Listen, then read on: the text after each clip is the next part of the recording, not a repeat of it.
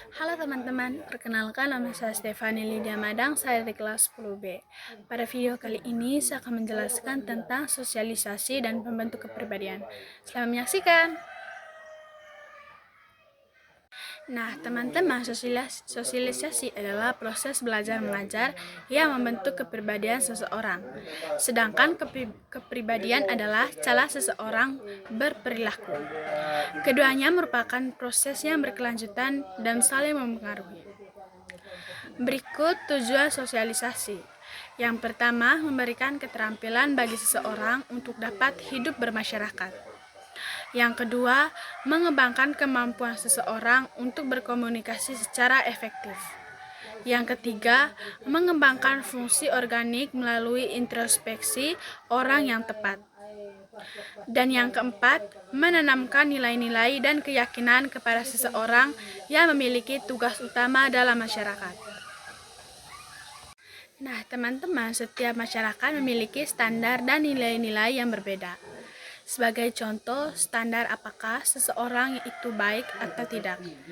Di sekolah-sekolah, di berbagai kelompok sepermainan.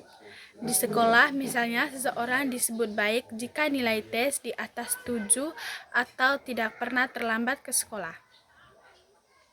Sementara di kelompok sepermainan, juga jika seseorang disebut dalam solidaritas dengan teman-teman dan saling membantu. Nah, teman-teman, perbedaan standar dan nilai-nilai tidak dapat dipisahkan dari jenis yang ada sosialisasi. Ada dua tipe jenis sosialisasi. Tipe kedua sosialisasi adalah sebagai berikut. Yang pertama, formal. Jenis sosialisasi terjadi melalui lembaga-lembaga yang berwenang sesuai dengan peraturan yang berlaku dari negara, seperti pendidikan di sekolah dan pendidikan militer. Yang kedua, informal. Semacam ini sosialisasi di masyarakat atau dalam hubungan keluarga seperti antara teman, sesama anggota klub, dan kelompok-kelompok sosial dalam masyarakat. Berikut fungsi sosial di masyarakat. Yang pertama, fungsi sosialisasi bagi individu.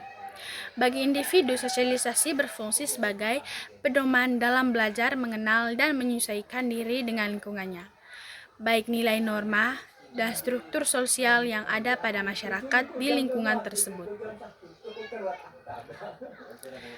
Yang kedua, fungsi sosialisasi bagi masyarakat. Nah, teman-teman, bagi masyarakat, sosialisasi berfungsi sebagai alat untuk melestarikan, penyebaran, dan mewariskan nilai, norma, serta kepercayaan yang ada pada masyarakat.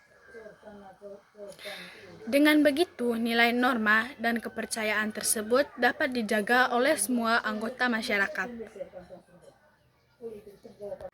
Nah, yang berikut jenis sosialisasi. Yang pertama, sosialisasi primer. Sosialisasi primer merupakan proses sosialisasi yang pertama kali dilakukan oleh individu sejak masih anak-anak. Ini merupakan awalan bagi semua anggota masyarakat dalam memasuki keanggotaan mereka pada suatu kelompok masyarakat. Sosialisasi primer ini dimulai dari keluarga, di mana individu mulai belajar membedakan dirinya dengan orang lain di sekitarnya. Pada tahap ini, anggota keluarga memiliki peran penting bagi masing-masing individu. Yang kedua, sosialisasi sekunder. Sosialisasi sekunder merupakan pelajaran berikutnya yang dilakukan oleh individu. Pada tahap ini, seseorang belajar mengenali lingkungannya di luar keluarga, baik itu nilai-nilai, norma yang ada di lingkungan masyarakat. Proses sosialisasi sekunder ini bertujuan agar individu dapat menerima nilai-nilai dan norma-norma yang berlaku. Pada umumnya, sosialisasi sekunder ini menjadi penentu sikap seseorang karena telah beradaptasi dengan berbagai lingkungan. Yang berikut proses sosialisasi. Yang pertama, tahap persiapan. Tahap ini dialami sejak manusia dilahirkan. Saat ini sedang mempersiapkan seseorang anak untuk mengenal dunia sosialnya, termasuk untuk memperoleh pemahaman tentang diri kita sendiri. Nah, teman-teman, pada tahap ini anak-anak juga mulai meniru kegiatan, meskipun tidak sempurna. Contohnya adalah kata makan. Ibu mengajar anak-anak mereka yang masih balita diucapkan mam. Arti kata ini juga tidak dipahami dengan baik oleh hak anak-anak. Seiring waktu, anak memahami makna yang tepat dari kata-kata untuk makan dengan realitas yang mereka alami. Yang kedua, tahap meniru. Nah, teman-teman, tahap ini ditandai dengan anak-anak yang tidak sempurna meniru peran yang dimainkan oleh orang dewasa. Pada tahap ini mulai terbentuk kesadaran nama yang tepat dan nama orang tuanya, kakaknya, dan sebagainya. Anak-anak juga mulai menyadari apa yang seorang ibu dan apa yang diharapkan dari seorang ibu dari seorang anak. Dengan kata lain, kemampuan untuk menempatkan diri pada posisi orang lain juga mulai terbentuk pada tahap ini. Kesadaran bahwa dunia sosial manusia berisikan banyak orang telah mulai terbentuk. Sebagian besar orang-orang ini adalah orang-orang yang dianggap penting bagi pembentukan dan kelangsungan hidup diri kita sendiri. Dari mana anak-anak menyerap norma dan nilai? Untuk seseorang anak, orang-orang ini disebut bermakna atau signifikan. Yang ketiga, tahap siap bertindak. Peniruan yang dilakukan sudah mulai berkurang dan digantikan oleh peran langsung dimainkan oleh dirinya dengan hati nurani yang jelas. Kemampuannya menempatkan diri pada posisi orang lain juga meningkatkan untuk memungkinkan kemampuan untuk bermain bersama. Dia mulai menyadari tuntutan untuk membela keluarga dan bekerja sama dengan teman-temannya. Nah, teman-teman, pada tahap ini, lawan hubungannya berinteraksi lebih banyak dan lebih kompleks. Individu mulai berhubungan dengan teman sebaya di luar rumah. Peraturan ini juga di luar keluarga secara bertahap mulai dipahami. Pada saat yang sama, anak-anak mulai menyadari bahwa ada norma tertentu yang berlaku di luar keluarga. Yang keempat, tahap penerimaan.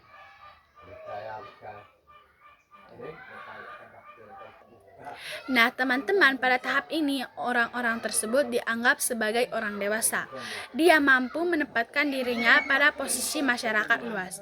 Dengan kata lain, ia dapat mentolerir tidak hanya oleh mereka yang berinteraksi dengan dia, tapi juga dengan masyarakat luas.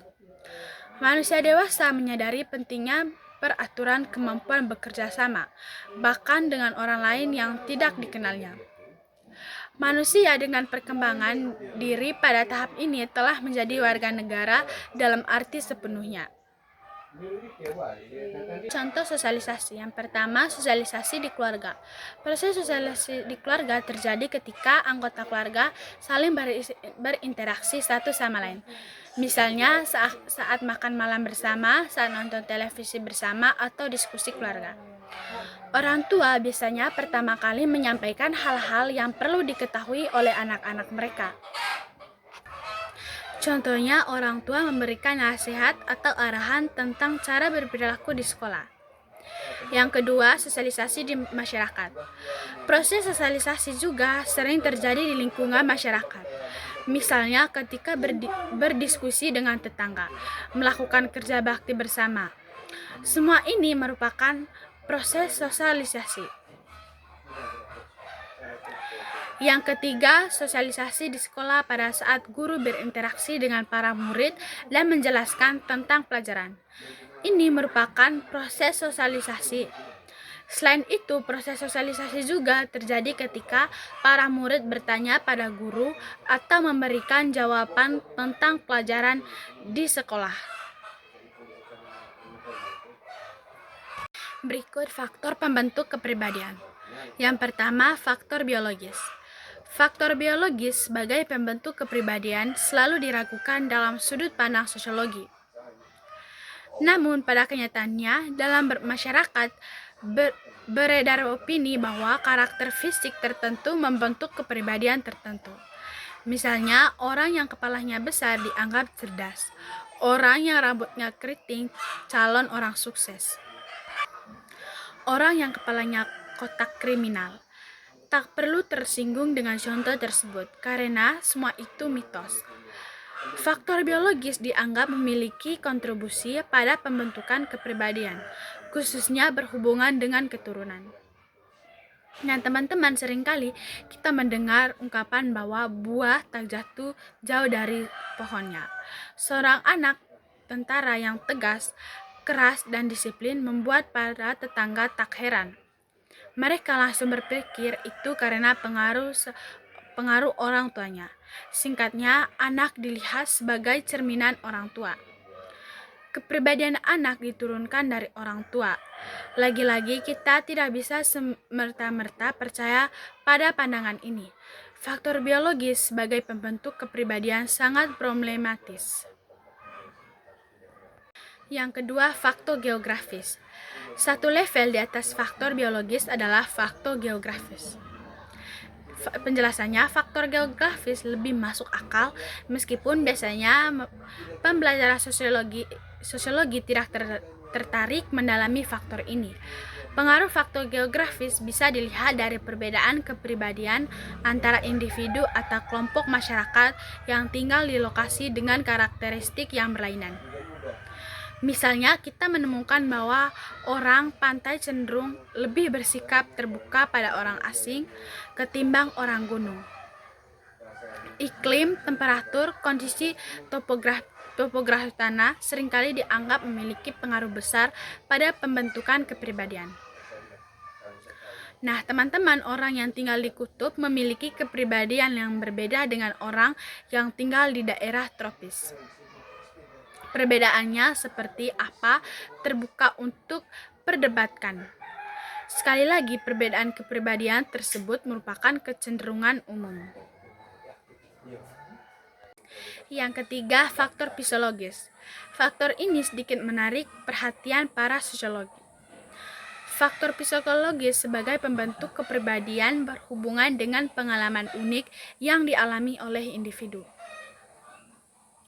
Pengalaman unik tersebut memengaruhi kondisi emosional dan mental individu sehingga membentuk suatu kepribadian tertentu. Pengalaman unik bisa positif, bisa juga negatif. Contoh faktor psikologis yang bisa saya paparkan di sini adalah trauma karena peristiwa tertentu. Misalnya, korban begal mengalami trauma naik motor sendirian pada malam hari.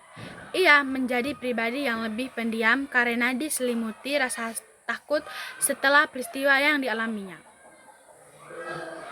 Nah, teman-teman, kondisi psikologis korban begal membentuk kepribadian korban menjadi lebih pendiam. Yang keempat, faktor budaya. Unsur-unsur kebudayaan secara langsung memengaruhi pola perilaku individu. Kegiatan sehari-hari yang membentuk suatu kultur juga dapat memengaruhi kepribadian individu. Contohnya, kebudayaan masyarakat Minangkabau yang suka merantau dan jualan. Pembentuk kepribadian orang Minangkabau untuk terbuka pada orang-orang yang baru yang ditemuinya. Contoh lain lagi, kebiasaan seseorang melakukan solo traveling, membentuk kepribadian orang tersebut untuk berani mengambil resiko dan tidak malu memulai pembicaraan dengan orang asing.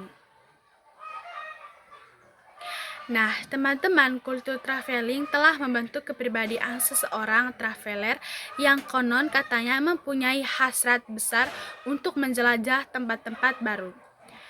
Kebiasaan selalu membentuk kultur. Lalu, kultur ini memengaruhi atau membentuk kepribadian. Oke, teman-teman, itu saja penjelasan dari saya. Semoga bermanfaat.